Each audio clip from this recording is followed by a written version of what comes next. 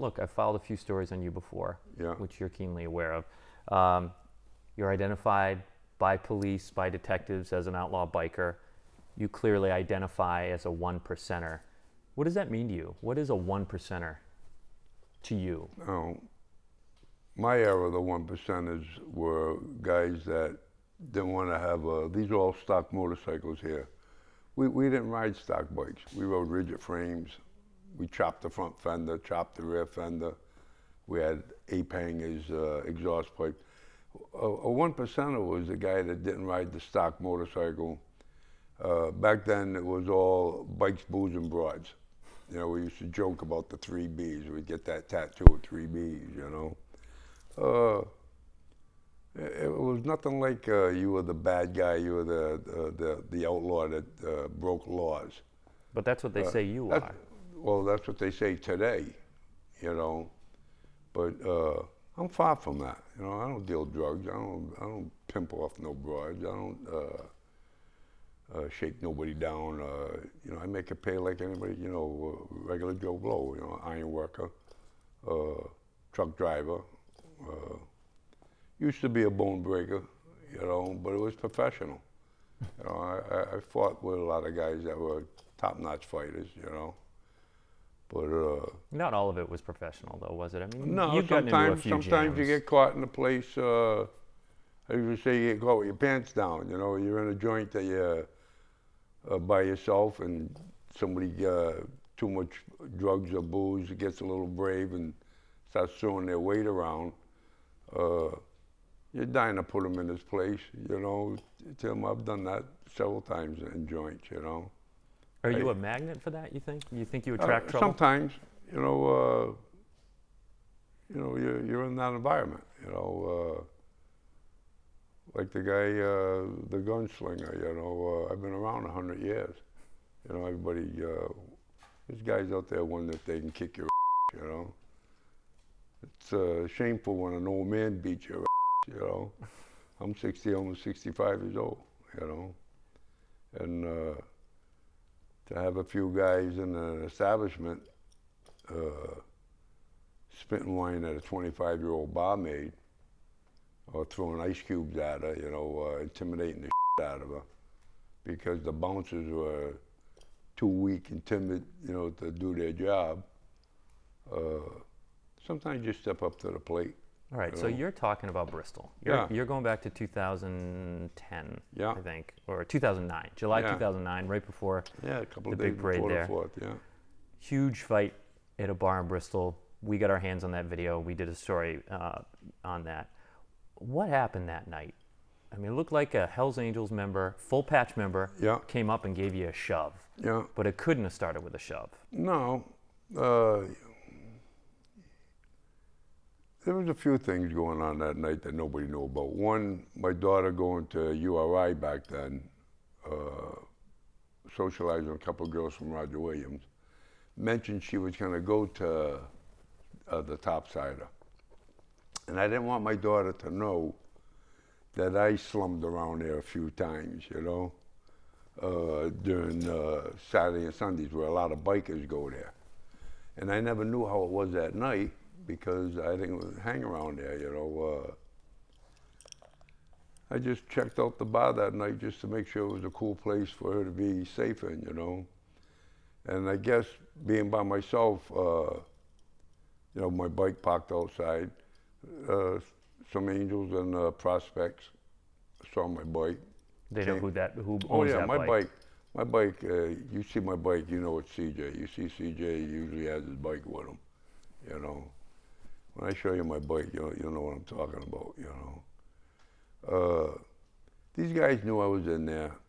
They figured they'd come in 6 strong, throw their weight around, maybe jump me, who knows, you know. But when you're a prize fighter, you know, usually when you get the first 6-7 minutes of a fight, even if the guy's kicking your ass, he usually runs out of gas, and then it's your turn, you know. Yeah, but this wasn't a 6 or 7 minute fight, CJ. You had him down in probably the first punch. Yeah. But you kept going. you stood over him and you gave him a Well, pretty good beating. in the street, Tim, there's no rules, you know. And when you want to set an example, you know, how that fight verbally started, he asked me if I was the same guy, if I was CJ, the guy that knocked out. Yeah, another know, Hell's Angels member. Yeah.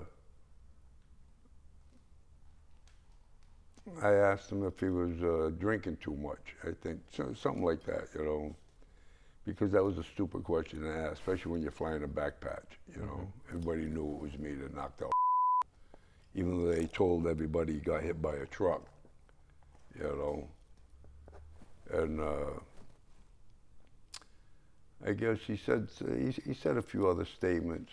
I asked him how he got out of the house without wearing his wife's skirt. That's when he said, "Hey, I like that," and he shook hands with me, you know. And I figured I'd rather shake your hand than end up hurting you, you know. And he tried to pull me in, not realizing back then I was weighing 425 pounds. And when he went to pull me in, I didn't budge, so he pushed me, lined me up with a nice right hand, and I flattened him. You know. And then all hell broke loose. Yeah, I felt bad for the bouncer because young guys that are bouncers, he saw the back patch, he saw the other bikers.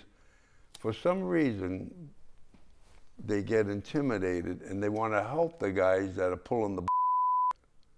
Like for him to try to jump me instead of breaking up the other, there was 4 other guys there that the cameras didn't show the other 4, you know.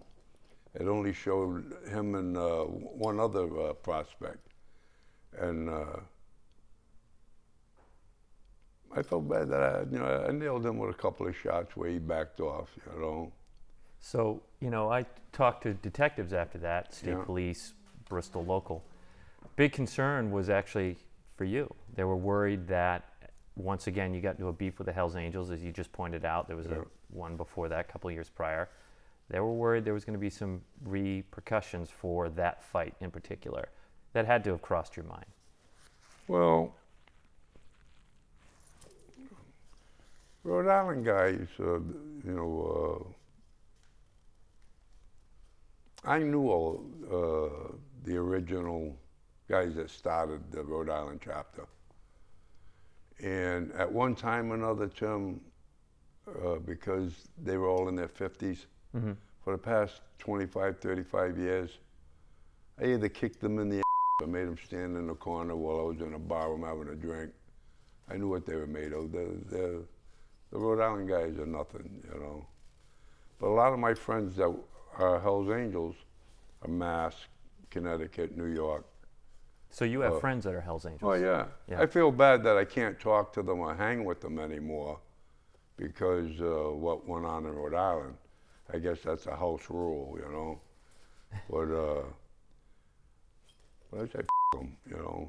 They don't want to. I don't mean the guys that are out of the state. I just mean that for the guys in the state, you know. They don't want to be sociable. What else can I do, you know? Protect myself, you know. And you're not a full patch member. No, I don't believe Angels, of the Outlaws, and correct me if I'm wrong, the Sidewinders, you could name whatever group you want. Why not? You're identified by law enforcement, the word they keep using is independent rogue biker. Yeah. Why didn't you ever affiliate with an organization, a different group? Well, let me correct the law enforcement. That Please. Independent road biker stuff, that sounds like something out of a f***ing book, you know. I'm a gypsy. I don't fly patches. I don't, I was always the type, because of I didn't have a dad, but the guy that was like my father, he always used to say to me, if you're going to join an organization, make sure it's like the state police or some law enforcement, Providence Police, Cranston or something. I knew a lot of them guys. Or the armed forces, to have something that involved, like, I would have made a good Marine, you know, one of the snipers, something like that. That's my racket. I would love to do that, you know.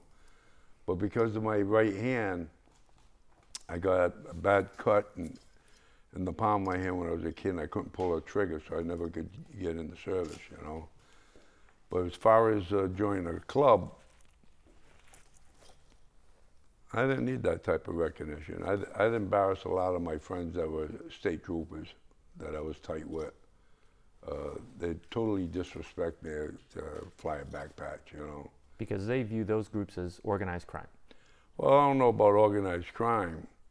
You know, I lived with organized crime. They're far from organized crime, you know.